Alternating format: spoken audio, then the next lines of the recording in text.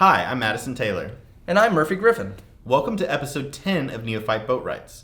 In the last episode, we showed you the entire process to making the keel for the Newfoundland trap skiff. And in this episode, we're going to show you how we made the 5 molds for the Newfoundland trap skiff. So, Let's get to it!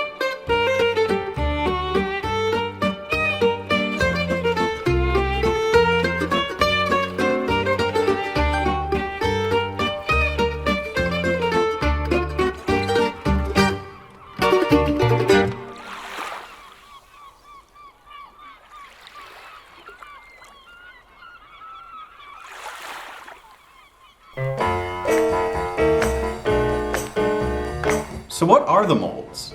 The molds are effectively temporary ribs that are installed on the keel, creating the 3D shape of the hull. They function as a temporary support for the planking, but will eventually be removed and in our case, replaced with oak frames. If you remember when we were lofting the boat, we put a lot of emphasis on getting the station lines correct. This is because the molds are direct translation of those station lines, and in the end, the molds are what dictate the exact shape and curvature of your boat. So we're going to show you how, starting from the lofting board, you can use your station lines to make the molds for your boat. The direct transfer technique. Okay, so we're going to be walking you through the process that we are using to make the molds for our boat. What we start with is using the keel cross section that we drew up when we were fairing in the station lines. This will allow us to see exactly how the mold is going to interact with the keel. So we have the keel cross section laid out, we have a center line drawn in, and we have the base of the keel. With these two alignment marks, we can make sure that we have the keel cross section in the right placement. And once we have those two things lined up, we're going to very carefully tape it down.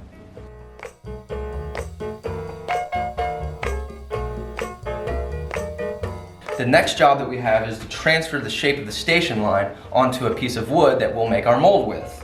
You start with a flat head nail like this. This is a roofing nail. So what we're going to do is we're going to take a series of nails and we're going to line them up along the station line like so. We're going to space them out pretty close together just so that we get all the details of the line. The nails will be ranked along the line like this, but we're going to nail the heads down into the board so that they don't shift on us. So we drive nails in on their sides, outlining the shape of the keel as well as the complete station line.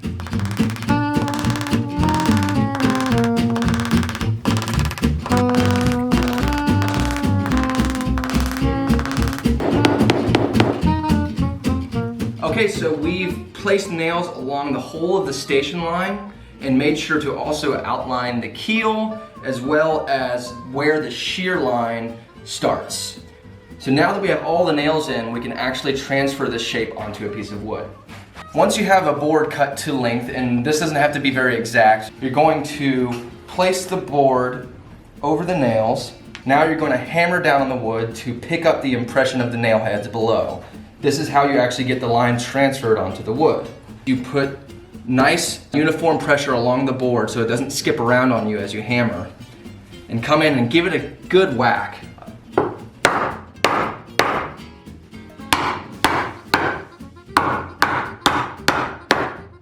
Now we've hammered it, we pick it up, and we can see the impression that the nail heads have left along the board. We even picked up a few nails.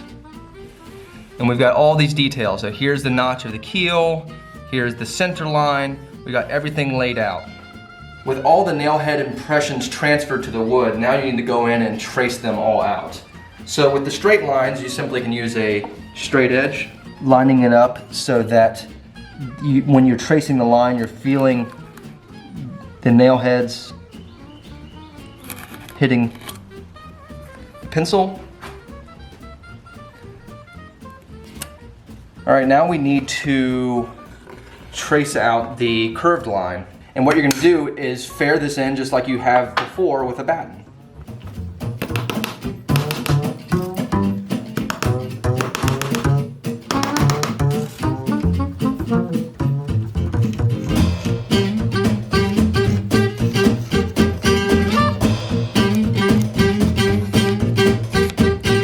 know that you're tracing it right if you feel the bumps of the nail head impressions as you're tracing. So with everything traced out, we can now take this to the bandsaw and cut it out to shape.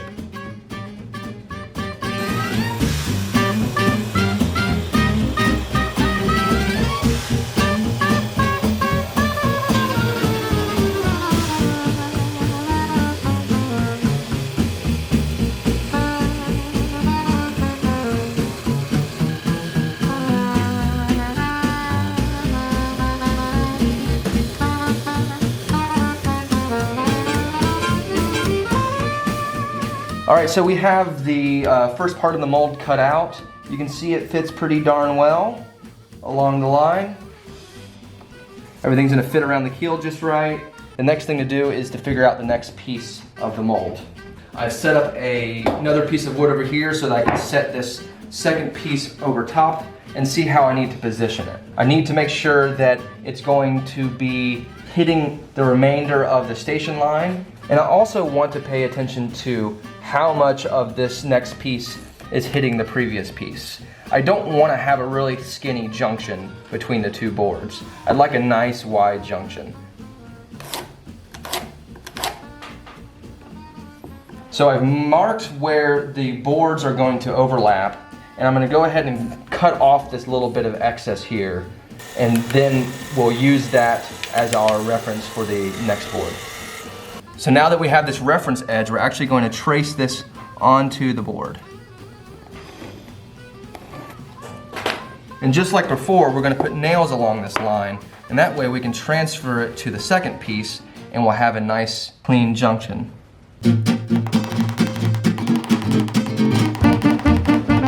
And so now we follow the exact same process as we did before with the first piece of the mold. We start by putting in all the nails so we can use the direct transfer technique. We then pick up the nail head impressions. Then trace in all the lines that are outlined by the nail head impressions, making sure to use a batten to fair in the curve segment. Then it's to the bandsaw to cut out the second mold piece, with a few tweaks at the finishing machine. Alright, we're just going to see how the second piece fits. And overall, we've got a pretty good fit. So once we have the two pieces of the mold into position, what we now need to do is transfer all of the important alignment marks off the lofting board onto the mold. The horizontal water lines, the vertical buttock lines, and the diagonals all will help us align everything when we start putting together the second part of the mold. So we need to transfer them from the board to the mold.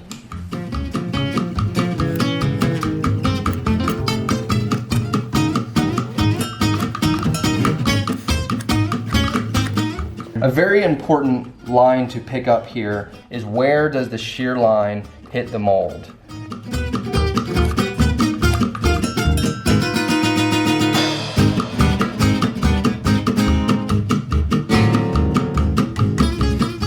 So the grid lines that we've transferred to the molds have multiple purposes. One of the most obvious purposes is so that we can put the mold right back where it is already aligned. The second use is so that when we make the mirror image of the mold, that it'll align on this side in an exactly symmetrical way to the way that it's aligned on this side.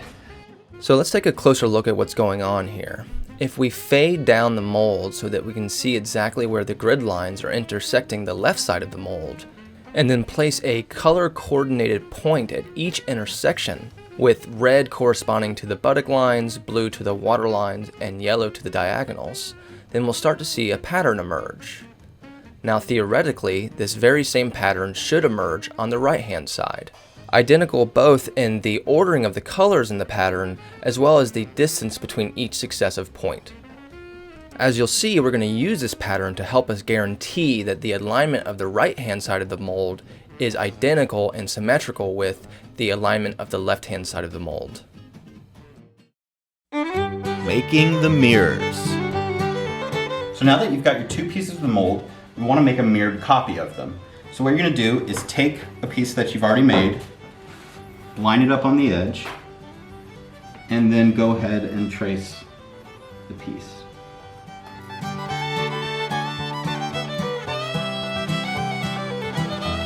And then we're going to take this piece to the bandsaw and cut it roughly to shape. You don't want to cut right on the line because we're going to be using a router afterwards to get it smooth and perfect with the other piece of wood. And of course, if you go inside, then you've wasted the wood.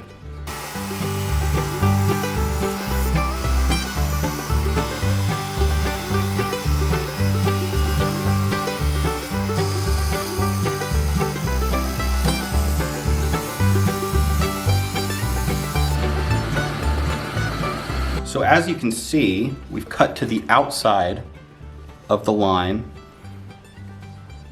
What you'll want to do is keep the new piece you've just made on the bottom, put your old piece on top, line it up the best you can, but you want to make sure that the new piece is outside of the old piece so that when you route, you're routing down the new piece you've made to the old piece. And then I will clamp them together, and then we'll just screw them together for the router.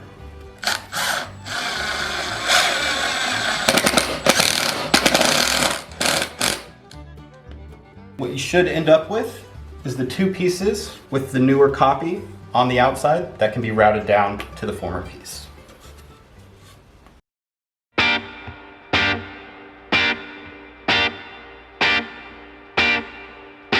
Let's route!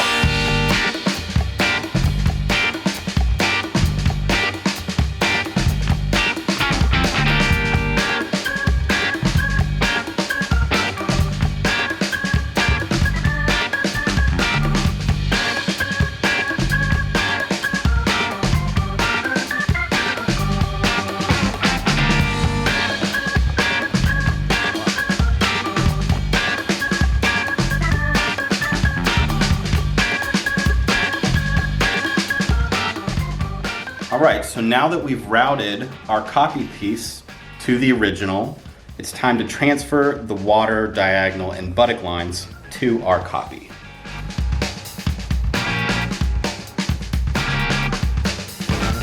And so now that we've got our lines transferred and the two pieces should be symmetrical, we can take it apart and see.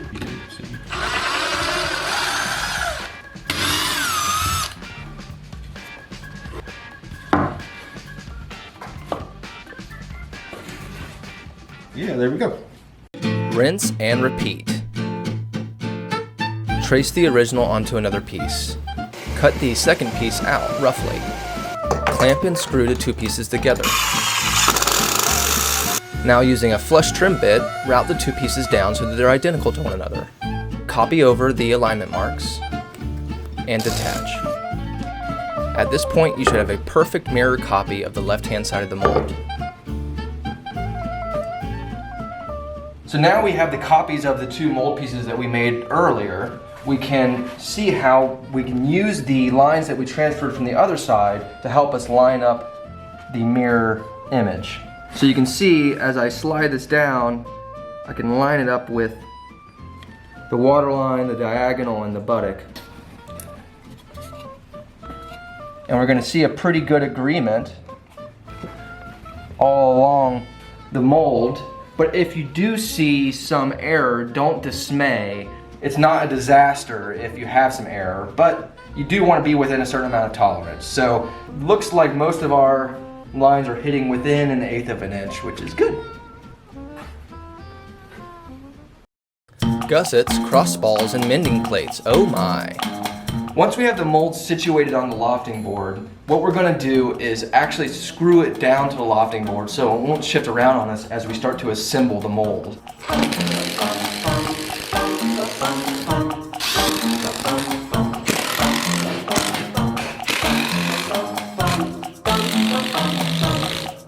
Now we're going to start bracing it. We're just going to use some pieces of plywood to bind the two bottom pieces together. Then we'll use some mending plates to bind the top piece to the bottom piece on either side, and then we'll do a big crossbar over the top. Alright, we're just going to use some plywood to make a bracket at the bottom. I'm just going to make some little guiding marks.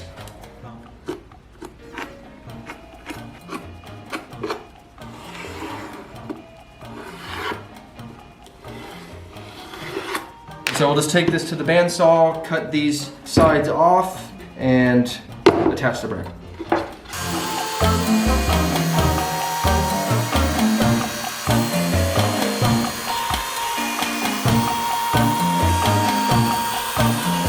So now we're just going to screw this guy down.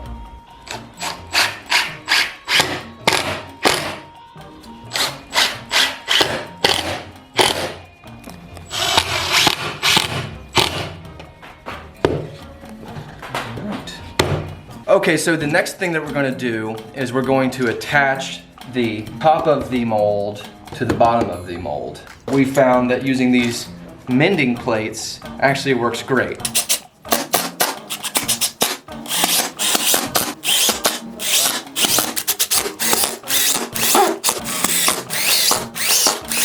Now we're just going to add what's called a crossball from one side to the other, and this will keep it from racking or shifting. What we've decided to do is align the top of the crossball with waterline 21, and we're actually making the crossball wide enough so that we can also pick up the next waterline down. As you'll see, placing the crossball at a specific height will be useful when we're lining up the molds on the keel. So we're going to take our crossball here and we're going to line it up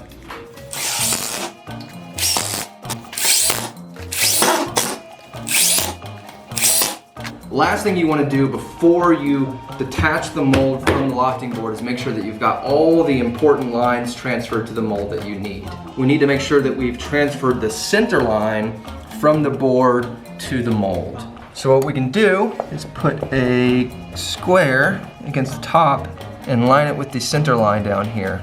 And that'll enable us to transfer that mark to the board. Likewise on the other side.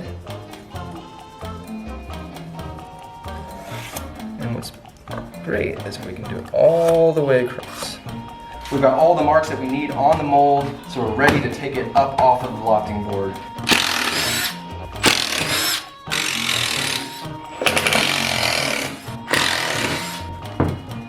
Okay, there it is. Station 4 mold complete.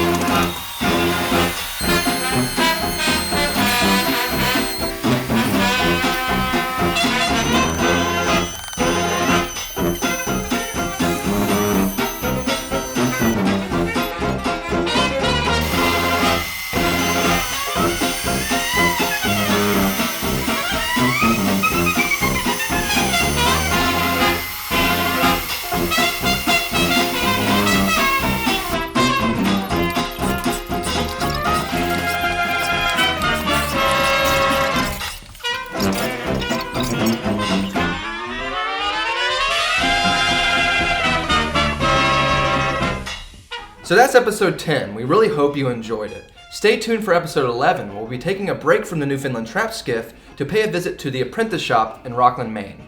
So if you guys have been enjoying the project, make sure to like and subscribe below, and check out our Patreon page and consider becoming a patron. Usually we use this moment to announce our new patrons, but unfortunately in this episode, we haven't gotten any new ones. Not only does becoming a patron help us afford all the materials for the boat and the project, but it also just shows us that you like what we're doing and that we should continue doing it. So if you guys want to see more of this, we really need your help. So until next time, Bye. bye.